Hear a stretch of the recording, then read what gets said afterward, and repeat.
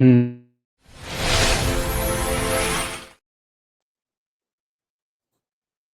Good evening, जोहार, नमस्कार। आपने देखना शुरू कर दिया है द बेबाक कौशलेंद्रा शो। गोत्र बदलने वाले और गोत्र त्यागने वाले दोनों परेशान हैं। दोनों पसीना बहा रहे हैं। कुछ चिंता में पसीना बहा रहे हैं, कुछ अपनी वफादारी साबित करने में पसीना बहा रहे हैं। मैं बात कर रहा हूं घाटशिला उपचुनाव की। 11 नवंबर को घाटशिला में उपचुनाव होने हैं और धीरे धीरे घाटशिला का उपचुनाव जो है ना, रियल और रील, जो रियल राजनीति होती है और रील वाली राजनीति होती है, उसमें दिलचस्प होता जा रहा है।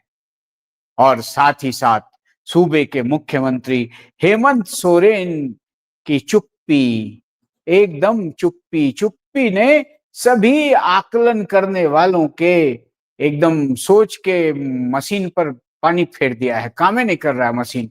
आगे क्या होगा हेमंत बाबू का कदम, सब परेशान हैं। हाँ, गोत्र बदलने वाले भी परेशान हैं और गोत्र त्याग कर हेमंत बाबू को छोड़कर जाने वाले भी परेशान हैं। गोत्र त्याग कर गए थे। अब देखिए क्या हो रहा है घाटशिला के मैदान में। घाटशिला के मैदान में दिलचस्प नजारा देखने को मिल रहा है। एक और जहां हेमंत बाबू का गोत्र त्याग कर, झामुमो का गोत्र त्याग कर एकदम गए थे भारतीय जनता पार्टी में चंपई बाबू, चंपाई सोरेन खड़ाऊ लेकर चले गए थे, झामुमो को त्याग दिया था। और फिलहाल घाटशिला में जो उपचुनाव हो रहा है ना, इस बार अपने बेटे बाबूलाल सोरेन के लिए चंपई बाबू पूरा एकदम पसीना बहाए हुए हैं, परेशान हैं, लगे हुए हैं। फिलहाल कमल का निशान तो है, लेकिन कमल के और कप्तान लोग तो चंपई बाबू के साथ फिलहाल नहीं दिख रहे हैं। लगता है आने वाले दिनों में, अब छठ वट खत्म हुआ उसके बाद दिखाई देंगे और दिलचस्प होता जाएगा नजारा घाटशिला का। वहीं घाटशिला में उतरे जयराम महतो के सिपाही लोग, जो रामदास मुर्मू के लिए उतरे हैं मैदान में प्रचार करने। वो प्रचार से ज्यादा बखेड़ा खड़ा कर रहे हैं। बखेड़ा खड़ा कर रहे हैं मतलब रीलबाजी में सब लोग खुद को चमकाने में लगा है। अब रामदास मुर्मू के लिए कितना वोट जुटाएंगे ये तो समय बताएगा। हाँ, अब कुछ लोग जो विगत विधानसभा चुनाव में गोत्र परिवर्तन कर आए थे हेमंत सोरेन के दल जेएमएम में, वो भी परेशान हैं कि अब क्या होगा। मझधार में हैं, साल भर गुजर गया, अब तक कुछ नहीं हुआ। यही है आज का हमारा थंबनेल। 3 मुद्दों पर बात करूंगा। थंबनेल देख लीजिए। थंबनेल आज हमने यही बना आया है, गोत्र बदलने वाले फंसे मझधार में, कोई सुगबुगाहट नहीं हेमंत दरबार में। और रियल और रील की जंग में दिलचस्प होता जा रहा है घाटशिला, दिलचस्प होती जा रही है झारखंड की सियासत। और दूसरा, घाटशिला में जयराम के सिपाही कर रहे बखेड़ा, कैसे करेंगे जेएलकेएम के रामदास मुर्मू का पार बेड़ा। चलिए सबसे पहले बात करते हैं उन लोगों की जिन लोगों ने गोत्र बदला था। गोत्र बदला था हेमंत सोरेन की झामुमो को छोड़, झामुमो का तीर धनुष त्याग कमल को पकड़ा था। कमल को पकड़कर गए थे चंपई बाबू। चंपई बाबू कमल को पकड़कर गए थे, पिछले विधानसभा चुनाव में ही गए थे। वो तो किसी तरह उस वक्त जीत गए सरायकेला से, एकमात्र एसटी सीट भाजपा के कब्जे में आई। वहीं उनके पुत्र को उस वक्त भी घाटशिला लड़ने का मौका मिला था, बाबूलाल सोरेन को, लेकिन बाबूलाल सोरेन उस वक्त जीत नहीं पाए थे। अभी मंत्री रामदास सोरेन के निधन के उपरांत मैदान में उतरे हैं बाबूलाल सोरेन। और बाबूलाल सोरेन अपने पिता चंपई सोरेन के साथ घाटशिला के घाट घाट पर घूमकर किसी तरह इस बार बेड़ा पार करने की जुगत लगा रहे हैं। लेकिन अब तक वहां भारतीय जनता पार्टी के बड़े बड़े दिग्गज 40 स्टार प्रचारकों की जो लिस्ट जारी हुई थी, उनमें से अब तक कोई दिखा नहीं है। देखिए आने वाले दिनों में क्या होता है नजारा। हालांकि चंपई बाबू के लिए तो ये चुनाव करो या मरो ही है। और वही एक तो हो गई चंपई बाबू, अब चंपई बाबू से पहले एक थे कुणाल सारंगी जी। सारंगी जी भी हेमंत बाबू के बहुत नजदीकी हुआ करते थे, एकदम एक हेमंत बाबू के लक्ष्मण सरीखे थे। लेकिन वो छोड़कर चले गए थे भाजपा में। उन्हें क्या पता था हेमंत युग आ जाएगा। बहरा घोड़ा से हार गए थे, फिर लौट कर आए, फिर से पुराना गोत्र स्वीकार किया, झामुमो में आए और फिल वक्त एकदम पूरी वफादारी साबित कर रहे हैं। घाटशिला में घूम घूम कर प्रचार कर रहे हैं, एकदम अपने उम्मीदवार सोमेश चंद्र सोरेन के लिए, झामुमो के उम्मीदवार के लिए जितना पसीना बहा रहे हैं कुणाल सारंगी, वो तो निश्चित रूपेण हेमंत दरबार में उसकी कुछ ना कुछ परिणति तो होगी। अब लगे हुए हैं एकदम कुणाल सारंगी, जमकर लगे हुए हैं, गांव गांव घूम रहे हैं जैसे उनका ही चुनाव हो। वहीं एक सरायकेला के जो झामुमो के अध्यक्ष हैं महतो जी भी एकदम, जब हेमंत बाबू जेल गए थे ना तो पूरा चप्पल उप्पल त्याग दिए थे महतो जी। जब तक जेल से नहीं निकलेंगे साहब तब तक चप्पल नहीं पहनेंगे। अब महतो जी भी है ना, अब महतो जी लगातार एकदम प्रचार में भिड़े हुए हैं एकदम, ना कहीं से एकदम दिक्कत नहीं होना है। साहब ने कहा है आंकड़ा बढ़ा देना है। चलिए इन लोगों की तो बात हो ही गई, लेकिन बात होनी चाहिए क्रांतिकारी की। क्रांति की बात चल रही है, रिजवान क्रांतिकारी फंसे हुए हैं, मझधार में है। रिजवान साहब को अब वो रील और रियल का फर्क हेमंत बाबू की चुप्पी से समझ में आ रहा है। पूरा एकदम डिफेंडर ओफेंडर का रील उल बनाते थे ना, पूरा एकदम भौकाल था, बॉडीगार्ड था, जेल के हमको झटका देकर आए थे, जेल के हमको छोड़ कर आए थे, और कल्पना सोरेन के लिए गांडे का रन छोड़ दिया था। और वो रन छोड़ बनने का इनाम मिला था उनको, इनाम मिला था, बॉडीगार्ड मिला था, पूरा एकदम थे। लेकिन हाय रे किस्मत, साल गुजर गया, अब तक ना उन्हें दल में कोई जगह मिली, ना कुछ और मिल पाया, ऊपर से बॉडीगार्ड भी चला गया। अब उनको भी बहुत याद आ रहे होंगे जयराम महतो।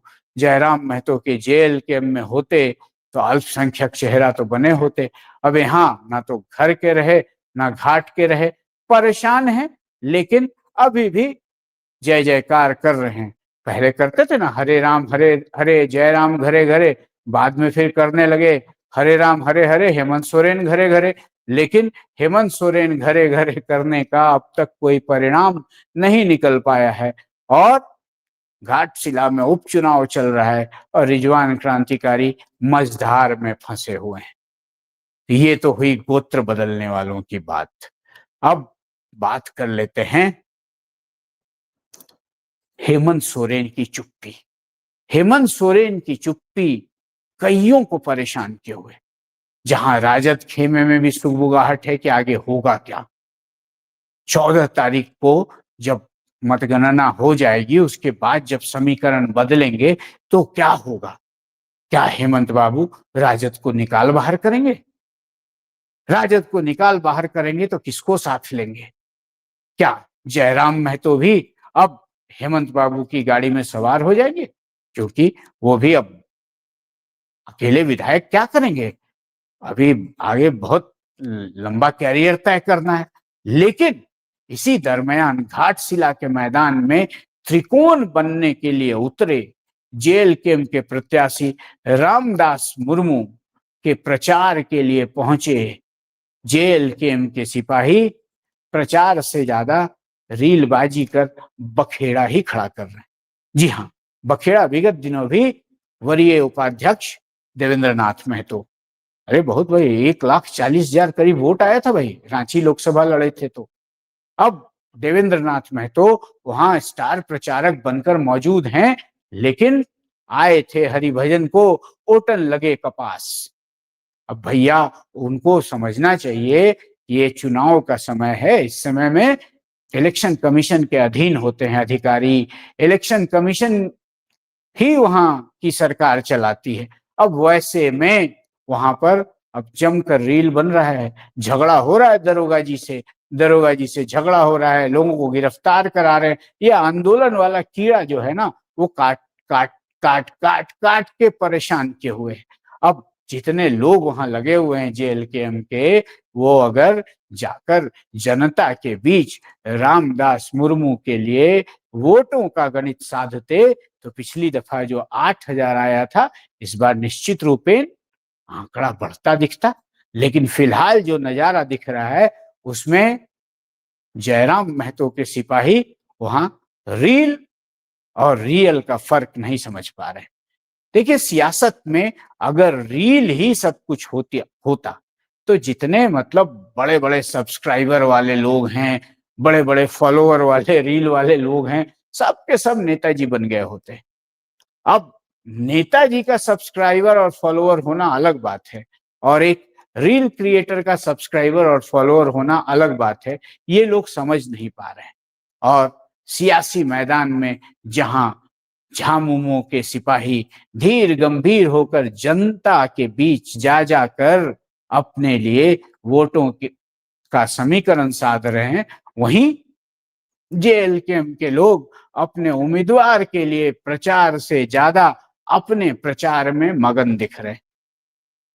रोज रोज नाना प्रकार के रील आ रहे हैं, रील आ रहे हैं, रील आ रहे हैं, वायरल हो रहे हैं, हंगामा हो रहा है। अब भैया चुनाव है तो ऑब्जर्वर भी है वहां, ऑब्जर्वर से शिकायत की जाती है ना। अब चुनाव आयोग के अधीन है पूरा का पूरा घाटशिला विधानसभा क्षेत्र, तो वैसे में शासन प्रशासन को चुनौती देकर पता नहीं क्या हो रहा है। हाँ, दो चार मुकदमे हो जाएंगे आचार संहिता के, और कुछ मुकदमे हो जाएंगे, तो शायद ये भी उपलब्धि हो। पता नहीं नई पीढ़ी को ये क्यों नहीं समझ में आता कि रील के साथ साथ रियल यानी कि धरातल पर उतरना भी जरूरी है, धरातल की राजनीति बहुत जरूरी है। सिर्फ आंदोलन आंदोलन आंदोलन आंदोलन, चुनाव के दौरान आंदोलन प्रत्याशी के लिए कितना लाभदायक होगा, ये मेरी समझ से परे है। अब बात कर रहा था मैं रिजवान क्रांतिकारी की। रिजवान क्रांतिकारी भी उसी रील और रियल के गफलत में पड़ गए। रिजवान क्रांतिकारी को लगा होगा शायद कि जयराम महतो का जैसे उभार हुआ था, जयराम महतो का चमत्कार हुआ था, रील बनते थे जयराम महतो के, जयराम महतो को सोशल मीडिया ने स्टैब्लिश कर दिया, जेएलकेएम को स्टैब्लिश कर दिया।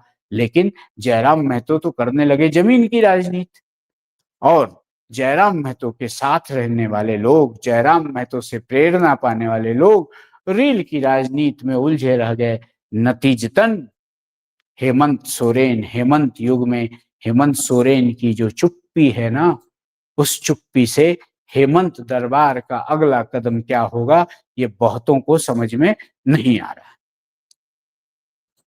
बहुत सारी चीजें हुई, जैसे आज कोल्हान में बंद था, जानते हैं वो बंद क्यों था? एकदम पब्लिक इशू था भाई, चाहे पूरा कोल्हान बंद था।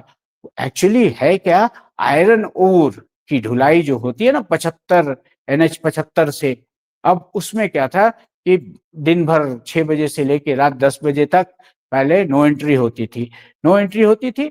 शहर का इलाका है चाईबासा का, पूरी भीड़ भाड़ से दिक्कत होती थी, भीड़ भाड़ में लोगों दुर्घटनाएं हुई, बहुत लंबी फहरिस्त है। कई लोग काल कलवित हुए, कई बच्चे भी काल कलवित हुए। नतीजतन मंत्री दीपक बिरुआ का घेराव करने पहुंचे थे लोग, स्थानीय लोग, पीड़ित लोग, जिनको परेशानी हो रही थी। क्योंकि अब झारखंड में तो भैया वैध खनन माइंस का तो बंद है, तो सीधा उधर से बड़बिल क्योंझर से जो उड़ीसा से आयरन ओर आता है, उसको जाना इधर से ही है। लेकिन अब दिन में उतने उतने ट्रक वरक जाएंगे तो गड़बड़ तो होगा ही, गड़बड़ हो रहा है। दूसरा वैकल्पिक रास्ता नहीं है, अब वही एक रास्ता है। अब उस रास्ते से गाड़ियां चलने लगी। मंत्री जी ने नो एंट्री का जो की बंदिश थी उसको खत्म करवा दिया, नतीजतन लोग उग्र हुए, आंसू गैस के गोले चले, पुलिस के डंडे चले और आज कोल्हान बंद था। लेकिन कोल्हान बंद में भारतीय जनता पार्टी के नेताजी लोग उतरे तो थे, लेकिन उनके साथ उतना जन समर्थन नहीं दिखाई दिया जितना दिखना चाहिए था। ये जनता का आंदोलन था। हाँ, सीएमओ भी सोच रहा होगा, क्योंकि अब चुनाव है, अब घाटशिला के मैदान में उपचुनाव होने हैं, तो जनता को परेशानी होगी, तो कुछ ना कुछ तो असर तो पड़ता ही है ना। तो निश्चित रूप से सरकार भी सोचेगी ही सोचेगी। असली मामला तो हाँ, वो एक्चुअली खनन आयरन ओर की ढुलाई में चलने वाली गाड़ियों से होने वाली कैजुअलिटी का विरोध था। इसमें राजनीति कुछ नहीं थी, लेकिन राजनीति की रोटी सेकने की कोशिश हुई, लेकिन उस कोशिश का कुछ ज्यादा परिणाम आज देखने को नहीं मिला। नेताजी लोग थे, साथ में लोग थे, लेकिन गिने चुने लोग थे। हाँ, जो लोग बंद का असर दिखाई दिया, तो जो स्थानीय हो समाज के लोग थे, आदिवासी लोग थे, जो जिन्होंने विरोध किया, जो जो पीड़ित हैं, तो उनका था। तो शायद मुख्यमंत्री उनके बारे में तो सोचेंगे जरूर। अब ऐसे में सियासी केंद्र बने हुए हेमंत सोरेन, झारखंड की सियासत में आने वाले दिनों में कैनवास का रंग क्या होगा, ये देखने वाली बात होगी। फिलहाल जयराम महतो तो घाटशिला में अपने सिपाहियों को भेज चुके हैं खुद, अभी उड़ीसा, और 1 तारीख को विपिन मास्टर साहब के प्रचार में रोड शो करने बिहार भी जा रहे हैं, उसकी भी खूब चर्चा हो रही है। लेकिन घाटशिला के रण में पूरे मन से अभी तक दिखाई नहीं दे रहे हैं। लगता है आने वाले दिनों में दिखेंगे। शायद कप्तान के आने के बाद रील बनाने में जुटे उनके सिपाही भी जी जान से रामदास मुर्मू के लिए लगेंगे। तो चुनावी जो गणित है उसमें उतार चढ़ाव देखने को मिलेगा। फिलहाल तो भैया एनडीए बनाम महागठबंधन ही सीन है, झामुमो बनाम भाजपा ही सीन है, सोरेन बनाम सोरेन ही सीन है। अब बाकी चीजें तो रील और रियल का फर्क आप भी समझते हैं। चलिए, जो कुछ भी दिखेगा, आगे जो कुछ भी होगा, सब पर हमारी निगाह बनी हुई है। आप भी अपनी निगाहें बेबाक कौशलेंद्र शो पर बनाए रखिए, अपना प्रतिसाद, अपना प्यार देते रहिए और देखते रहिए स्वराज पोस्ट। अब तक आपने स्वराज पोस्ट को यूट्यूब पर सब्सक्राइब नहीं किया तो सब्सक्राइब कर लीजिए। फेसबुक पर देखते हैं तो हमारे पेज को लाइक कीजिए, फॉलो कीजिए। आज के लिए इतना ही, दीजिए इजाजत। जोहार।